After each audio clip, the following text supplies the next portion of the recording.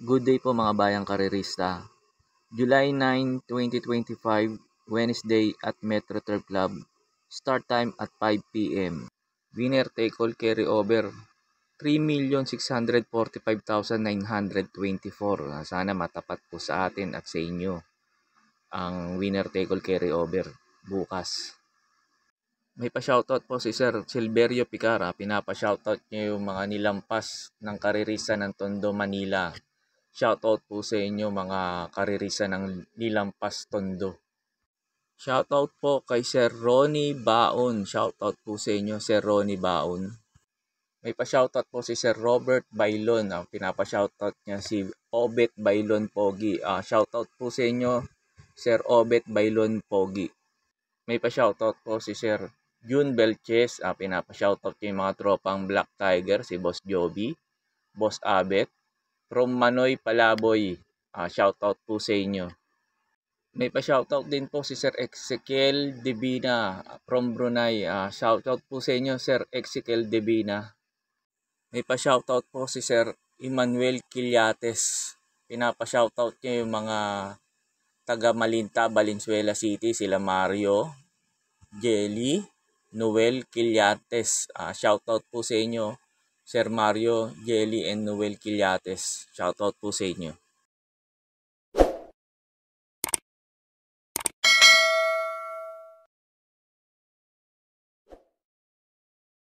Start na po tayo. Race number 1, pampremera ko po yung Dibanderang Kabayo, numero G, Queen Marchesa. Eto hindi lang maganda sinalida kala straight shooter to, kaya hindi gano'ng kagandaan yung preba. Ngayon, wala naman ako nakikita gano'ng mabilis ngayon na pwedeng humabol sa kanya. Pag eto nakauna at hindi nila hinabol, tingin ko po malaki po chance nito makatapos ng karera tong Queen Marchesa na to. Panigundo ko po yung numero 4, Cerveza. Eto naman, sakali namang habulin ng pilit nila si Queen Marchesa sa unahan. Tingin ko ito makikinabang tong numero 4, Cerveza. Lasaran ni Cerveza, sumigunda to kay straight shooter. Third choice ko po yung numero 13, Mystic Jude. Ito inaasahan ko, lasaran to kala Exalted Borderline. Pumangatlo to. Pero maganda na rin preba niya, nasa 1.27. Kaya tingin ko rin malaki rin chance na itong manalo dito sa race number 1. Pagkatapos nga pala ng info ko rito sa race number 1, nag-upload ako nung last run nila Cerveza at ni Queen Marchesa kung saan nanalo si straight shooter, para magkaroon kayo ng idea kung paano nyo sila tatayan. Kaya po sa race number 1, pampremera ko po yung numero G, Queen Marchesa. Panigundo yung numero 4, Cerveza. Third choice ko po yung numero 13, Mystic Jude. They're off and racing. Cerveza jams 40 moving up 40 Express, rushing about the outside now. He's the favorite straight shooter to grab the lead. It's now straight shooter over Queen Marchesa now in second. Orient Express running in third. Cerveza is not in fourth. 7 cycles racing in fifth. Moving up now on the outside is Marvin's Pride. Second last is Super Dancer, and Mr. Sipocot is racing in behind them. And about to pass the half-mile pole, 20s are marching the strides. The lead now belongs to Queen Marchesa by about ahead over straight shooter racing that on the inside is 1330 Orient Express, 7 cycles, and running in fourth that on the inside. Moving up is Super Dancer, and around a fourth turn, it is still marching their strides is Queen Marchesa, and straight shooter is straight shooter regains the lead against Queen Marchesa. Trying to get close now in 30s Orient Express, and down the stretch they come. A straight shooter by about 2 lengths now over Orient Express, trying to come back in the middle is Queen Marchesa. Here comes Cerveza, and hitting the payoff line. It's all alone for the favorite. Straight shooter dominates the first race under Pati Dilemma. Second, Cerveza. Orient Express close for fourth between Mr. Sipocot, 7 cycles. And there we have it, racing fans. Our race number 1 is over. Runner number 8, straight shooter with Pat R Dilemma, crossing the wire first. Sa race number 2 na po tayo. Pampremera ko po yung numero 7, Dancing Queen. Ito, chinek ko yung mga last run nito. Nakita ko ito, pinakamagandang prueba itong numero 7, Dancing Queen. Ito po mang-apat kala Lady of Peace. Bumabaga. Maganda pinurweba niya. Nasa 1.16. Kaya tingin ko po malaki po chance na ito manalo dito. Second choice ko po yung numero 3, Buenabel. Ito naman, sakali naman maghabulan sila sa unahan, tingin ko po ito pwedeng rumimate, itong numero 3, Buenabel. Third choice ko po yung numero 8, Blown Away. Ito maganda position niya, last to enter. Tingin ko po makakasabay kaagad sa unahan to. Pag maganda sinalida itong numero 8, Blown Away. Kaya po sa race number 2, pang-primera ko po yung numero 7, Dancing Queen. Second choice ko po yung numero 3, Buenabel. Third choice ko po yung numero 8, Blown Away. Sa race number 3 na po tayo. Numero 3, Autumn Shower. Ito para sa akin at para makatipid. Sisingilin ko na po ito itong numero 3, Autumn Shower. Tingin ko laban pa rin tong kabayo na to. JT Sarati pa rin patong kasi. Tapos galing sa panalo. Tapos baka mag-umento pa kasi pangalawang sakay ni Sarati ito. Baka lalo niya pa magamayan. Kaya po sa race number 3, itong numero 3, Autumn Shower.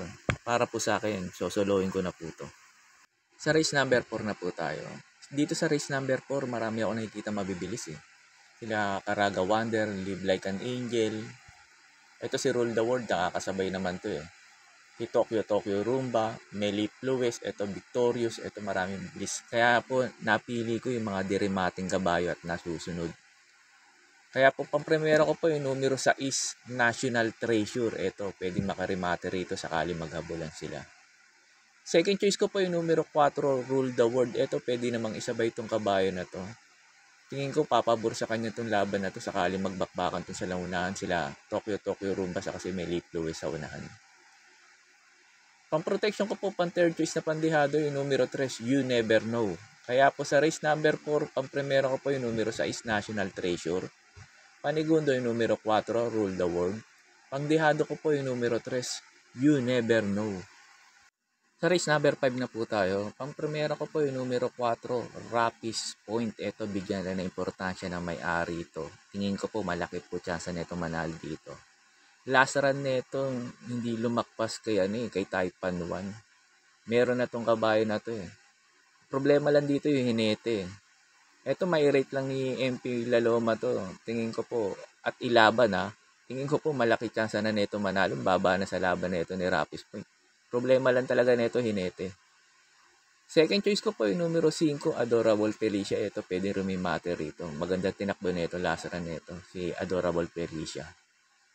Third choice ko po yung numero 6, Crown Jewel. Ito pwede naman isabay ito eh. Tingin ko rin malaki rin chance na itong manalo rito. Kaya po sa race number 5, pang-primera ko po yung numero 4, Rapis Point. Second choice ko po yung numero 5, Adorable Felicia. Third choice ko po yung numero 6, Crown Jewel. Sa race number 6 na po tayo. Pang-primera ko po yung numero 7, Limon Sudan Falls. Ito, bigyan lang na importansya na itong may-ari nito. Tingin ko po, malaki rin chance na ito manalo rito. Sakaling manalo pa si Autumn Shower, baka ilaban itong numero 7, si Limon Sudan Falls. Second choice ko po yung numero 4, Gugma. Ito hindi lang maganda last run nito. Pero pag ito bumalik yung buti nito, tingin ko po malaki po chance na ito makarimate rito sa race number 6 kasi maraming mabibilis dito sa race number 6 na to. Third choice ko po yung numero 5, King Hans, dahil nga maraming mabilis. Kaya ginawa ko lang tong third choice si King Hans, tapos Lucayo pa sa peso niya, 57. Kaya ginawa ko lang siyang third choice. Pero malaki rin chance na itong manalo rito sakaling maghabulan si Glenda's Magic saka si West of the East. Baka pumabor din sa kanya sakaling hindi niya iuna. Kaya po sa race number 6, pang-primera ko po yung numero 7, Limon Sudan Falls. Second choice ko po yung numero 4, Gugma. Third choice ko po yung numero 5, King Hans. Sa last race na po tayo. Bago nga pala ako magbigay ng info ko dito sa last race, makikiusap ulit po sana ako sa inyo na sana po mag-subscribe po kayo sa YouTube channel ko. Pakitap na rin po yung notification bell para updated kayo tuwing mag-upload ako ng mga videos at infos ko. Arnel Racing Tips, maraming salamat po. Sa last race na po tayo. Numero 1, Bad Boy MJ. Ito maganda lang isalida nito. Tingin ko po pwedeng soloin to itong numero 1, Bad Boy MJ. Para sa akin, susoloin ko na rin to itong numero 1, Bad Boy MJ. Last run nito kay main event, talagang wala lang talagang mabilis doon para humabol kay main event. Kaya sumigunda lang to si Bad Boy MJ. Tingin ko rin naman dito sa last race na to, baka pumabor din sa kanya kasi may mga mabibilis. Ito naman si Bad Boy MJ, pwede namang isabay to. At pwede rin i-remate to. Tingin ko po lamang po dito to numero 1, Bad Boy MJ. Kayo na lang po bahala magdagdag dito sa last race. Kung may puhunan kayo, pwede kayo magdagdag dito. Pero para sa akin, itong last race, numero 1, Bad Boy MJ, susuluhin ko na po.